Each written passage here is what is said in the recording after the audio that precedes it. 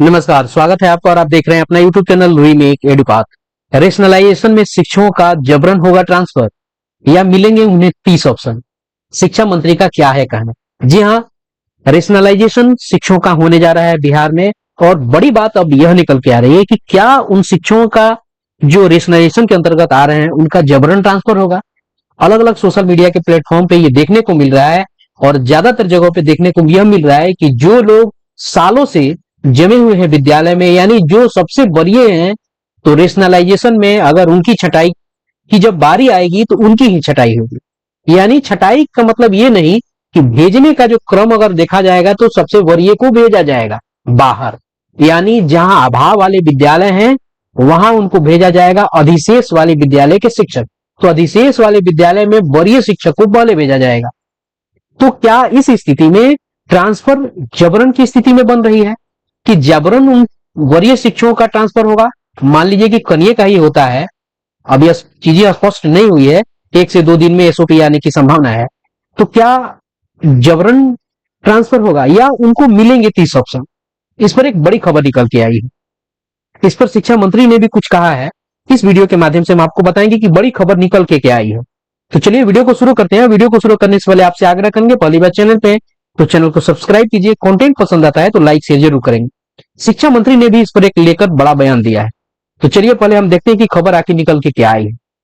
यह हिस्सा है आपको जो शिक्षक नियमावली बन के आई है ट्रांसफर के लिए, उसमें समायोजन और समानुपातिकरण को जगह दी गई। पहले जितने भी नियमावली बन के आती थी उसमें रेशनलाइजेशन को जगह नहीं दी थी। इस पॉलिसी में एक नीति ही है समायोजन, और ये समायोजन और समानुपातिकरण जो है ये सरकार खुद से करेगी और इस पे आपसे कोई आपका विचार लेने की बात नहीं की जाए। यानी समानुपातिकरण को अब की नीति में जोड़ा गया है, यानी समानुपातिकरण भी एक नीति है। अगर ट्रांसफर की स्थिति के बाद अगर कहीं अधिशेष और अभाव की स्थिति बनती है तो समायोजन किया जा सकता है। तो इसको लेकर एक खबर निकल के आई है और ये खबर प्रामाणिक दिख रही है। और ये खबर आखिर क्या है? खबर यह है, स्थानांतरण ब्रेकिंग 15/7/2026 को सूबे बिहार के कोई भी शिक्षक को स्थानांतरण प्रक्रिया में जबरन नहीं हटाया जाएगा। कहने का मतलब है उनको जबरन नहीं भेजा जाएगा।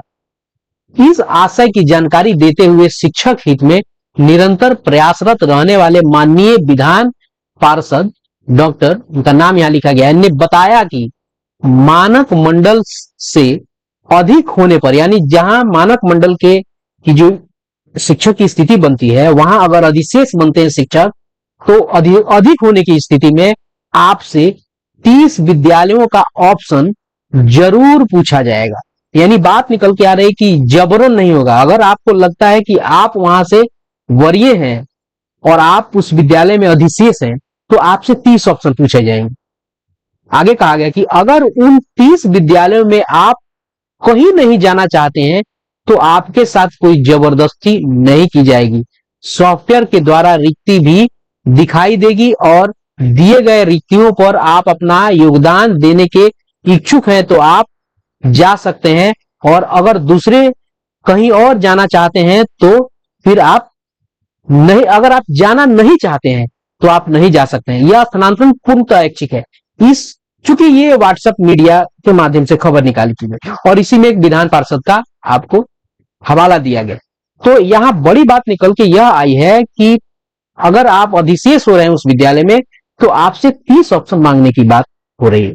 जब 30 ऑप्शन मांगे जा रहे हैं और आपसे आप उस विद्यालय में अधिशेष हैं, यानी आप अधिक हैं, तो जाना तो होगा ही। यहाँ ये इच्छा ये नहीं होगी आपको नहीं, आप नहीं जाइएगा। अगर नहीं जाइएगा तो कोई नहीं जाना चाहता है, आपके बाद हो सकता है दूसरा वाला चाहता हो भी नहीं जाना, कोई नहीं जाना चाहता हो, तो विद्यालय में तो अधिशेष की स्थिति बनी रह जाएगी।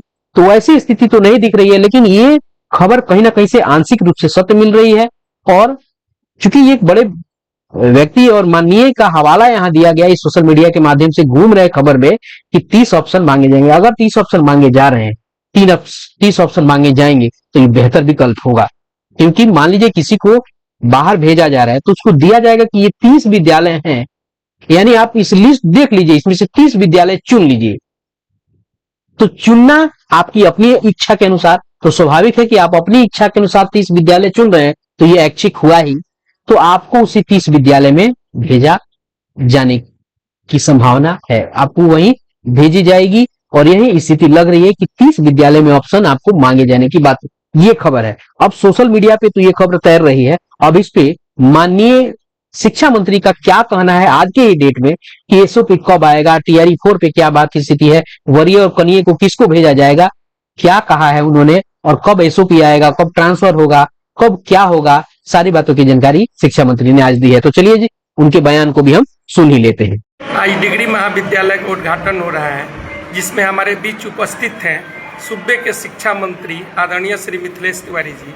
सर, ये तो आज अस्थायी रूप से इसका उद्घाटन हो रहा है, इसका बिल्डिंग तो बिहार सरकार ने संकल्प लिया था कि हम प्रत्येक प्रखंडों में एक डिग्री कॉलेज खोलेंगे और आज यह संकल्प सिद्धि तक पहुंच गया।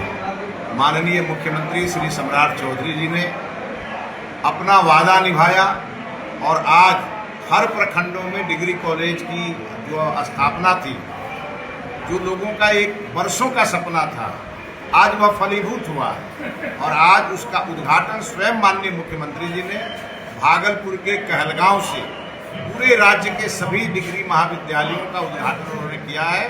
और हम आज भौतिक रूप से अपने कंस्टिट्यूएंसी बैकुंठपुर के सिधवलिया प्रखंड के लिए जो डिग्री कॉलेज बना है, उस डिग्री कॉलेज का, ये भवन का और यहाँ के पठन पाठन का आज हमने भी यहाँ शुभारंभ कराया है। हमारे साथ प्रशासन के भी पदाधिकारी, यूनिवर्सिटी के भी प्रतिनिधि और शिक्षा विभाग के भी पदाधिकारी सब यहाँ उपस्थित हैं। और यह जो पूरी तरह से आपको एक भव्य बिल्डिंग दिख रहा है, यह +2 विद्यालय का बिल्डिंग है, जिसे हमने अपने पूर्व के कार्यकाल में स्वीकृत कराया था। यह बन के जब तैयार हुआ तो हमने इसे अस्थायी डिग्री कॉलेज के रूप में इसी को हमने विभाग को प्रस्ताव दे करके और आज इसकी शुरुआत करा दी। लेकिन ये सभी के जानकारी में होना चाहिए कि इस डिग्री महाविद्यालय के लिए 5 एकड़ की भूमि सिधवलिया प्रखंड के काशी टेंगनाही पंचायत में NH के किनारे सरकार ने दिया है और उस पर आगे भविष्य में एक भव्य बिल्डिंग बनेगा और हर प्रकार के जो शैक्षिक गतिविधियां हैं वहीं चलेगी। और पूरी तरह रोड के एक साइड में ITI और दूसरे साइड में डिग्री कॉलेज, इसको हम लोगों ने शुरुआत कराया है। और ये बिहार के लिए आज बड़ा ही गौरव का क्षण है जब हम बिहार के सभी प्रखंडों में एक साथ डिग्री कॉलेज की शुरुआत करें। सर, शिक्षा विभाग में अभी 2 निर्णय जो हैं वो अभी इंतजार में है, टीआरई 4 की बहाली और शिक्षकों का स्थानांतरण। इसी महीने टीआरई 4 की अधियाचना हम भेजने वाले हैं और शिक्षकों के स्थानांतरण 10 तारीख से शुरू हो गए हैं प्रक्रिया, क्योंकि कई प्रक्रिया को पार करके उन्हें ट्रांसफ़र लेना है और उसी के लिए रेशनलाइजेशन का काम चल रहा है और 1 सप्ताह का उन्हें टाइम मिलेगा।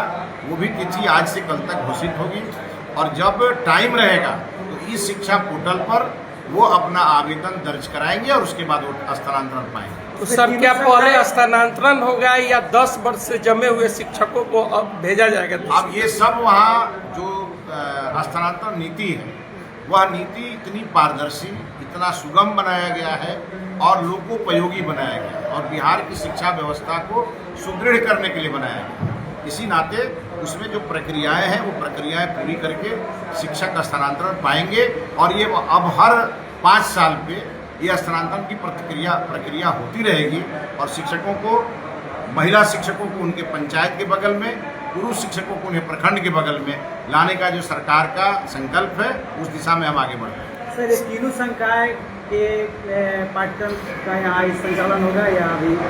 जितनी पढ़ाई डिग्री कॉलेज में होती है सभी पढ़ाई यहाँ होगी, लेकिन चूंकि आज शुरुआत हुई है तो हर चीज़ को स्थापित करने में थोड़ा समय लग सकता है, लेकिन धीरे धीरे इसे हम लोग पूरी तरह व्यवस्थित करेंगे। क्या इसको तकनीकी शिक्षा से भी जोड़ा जाएगा? हर प्रकार के शिक्षा से जोड़ेंगे। व्यावसायिक शिक्षा तो जो राष्ट्रीय शिक्षा नीति है उसमें क्लास 6 से ही उसको लागू कर दिया गया है, उसे भी आगे बढ़ाएंगे। बांकीपुर चुनाव में जो अभी है, क्या कहेंगे? बांकीपुर चुनाव बीजेपी जीती थी, बीजेपी फिर जीतेगी या बड़े मार्जिन से जीतेगी। कुछ पर्यटन करने वाले कैंडिडेट हैं, वो अपना पर्यटन करेंगे।